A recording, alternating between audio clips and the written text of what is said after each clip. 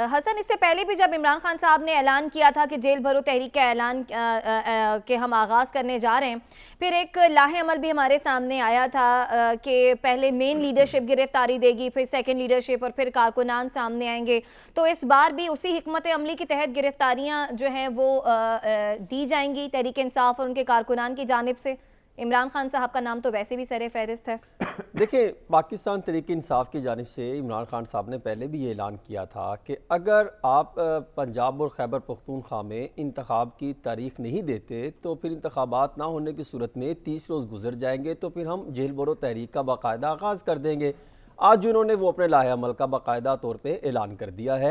वही होगा, पहले मरकजी क़यादत जो है वो जाएगी। उससे पहले मामला चाह रहे थे कि ज़मानतें खुद मनसूख करवाएं, अब तो वो ये कह रहे हैं कि हम ज़मानतें मनसूख भी कराएंगे। ये तो बड़ी दिल गुर्दे वाली बात होगी कि तहरीक इंसाफ के वो मम्मी डैडी, वो बंदे वर्कर और कुछ ऐसे अफराद जो कभी जेलों का नाम सुन के ही भाग जाया करते हैं, तो वो बड़ी मुश्किल होगी कि वो मज़ामती सियासत पर जो है वो उतरे और जेल बोलो तहरीक का आगाज़ करें, क्योंकि माजी की तारीख बताती है कि मज़ामती सियासत बहुत जो है वो दिल गुर्दे का काम है। ये कोई बात नहीं है कि आप रज़ाकाराना तौर पर जेल के बाहर खड़े हो जाएं और आपके मुझे गिरफ्तार कर लो या शीशे तोड़ दो। जिस अभी साहब फरमा रहे थे कि शीशे तोड़ दो, उनको गिरफ्तार कर लिया जाएगा। जब वो कानून को हाथ में लेने की कोशिश करेंगे तो फिर जो है वो हुकूमत और मुतलका अदारे जो है वो हरकत में आएंगे और फिर उनकी गिरफ्तारियां शुरू होंगी। और ऐसा भी मुमकिन कैसे होगा कि जब एक इतनी बड़ी तादाद अगर निकल आए जो इमरान खान के चाहने वाले हों, और मुज़ामती सियासत के लिए ये पहला चैलेंज होगा पाकिस्तान तहरीक इंसाफ के लिए कि वो अगर इतनी बड़ी तादाद निकालने में कामयाब हो जाते हैं, ये लगभग 50,000 भी बंदा निकाल लेते हैं, तो फिर तो हुकूमत को जो है वो लेने के देने पड़ जाएंगे और मुश्किलात में फंस जाएगी।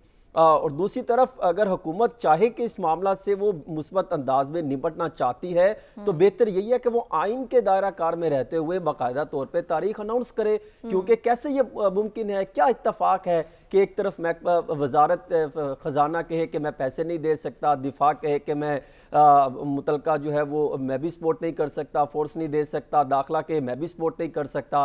क्या महज इत्तफाक नहीं है? ये ऐसे लगता है कि ये बाकायदा एक प्लानिंग का हिस्सा है और उन्होंने ये कहा कि हम ये इकदाम करेंगे, मामला डिले हो जाएगा। अगर यही रुख रहा हुकूमत का तो मुझे तो जो लग रहा है और जो सिचुएशन जो मैं देख रहा हूं, मुझे तो लगता है कि आइंदा आने वाले दिन पाकिस्तान के लिए बहुत मुश्किल होंगे और ना हुकूमत रहेगी, ना पीडीएम होगी, ना पाकिस्तान तहरीक इंसाफ होगी, ना नूली का डंगा बजेगा, फिर तो कोई और ही होगा जिसका इंतजार अवाम कर रहे हैं। क्योंकि जब मामला इंतशार की तरफ जाएंगे और क्योंकि हुकूमत भी अब यही चाहती है, हुकूमत के पास कुछ है नहीं, महंगाई उन्होंने एक अरूज पर पहुंचा दी, हालात आउट ऑफ कंट्रोल हो गए, पीडीएम के अंदर दरारें पड़ गई। हुकूमत इलेक्शन क्यों नहीं कराती? अगर हुकूमत यही चाहती है, बोझ नहीं उठा पा रही इस हुकूमत का, तो इलेक्शंस की तरफ चले जाएं। एक आईनी तरीक़ेकार भी है। वो बुनियादी तौर पर कोई ऐसा रास्ता इख्तियार करने की कोशिश करें कि हमें कोई ऐसा रास्ता मिले कि हम हुकूमत से जान छुड़ा सकें। क्योंकि उनके पास बयानिया कोई नहीं है, बयानिया लेस है, पॉपुलर लेस है, हालात उनके पास आउट ऑफ कंट्रोल हो गए, जहां भी जाए वहां हो नहीं। और दूसरा, मुल्क के आप हालात तो देखें ना, आईनी अदारे जो है वो मौजूद हैं, मानने को तैयार नहीं है, और जो जमहूरियत के दावे करते हैं सारे हैं, लेकिन क्या है कि इलेक्शन तय करवाने को तैयार कोई नहीं है।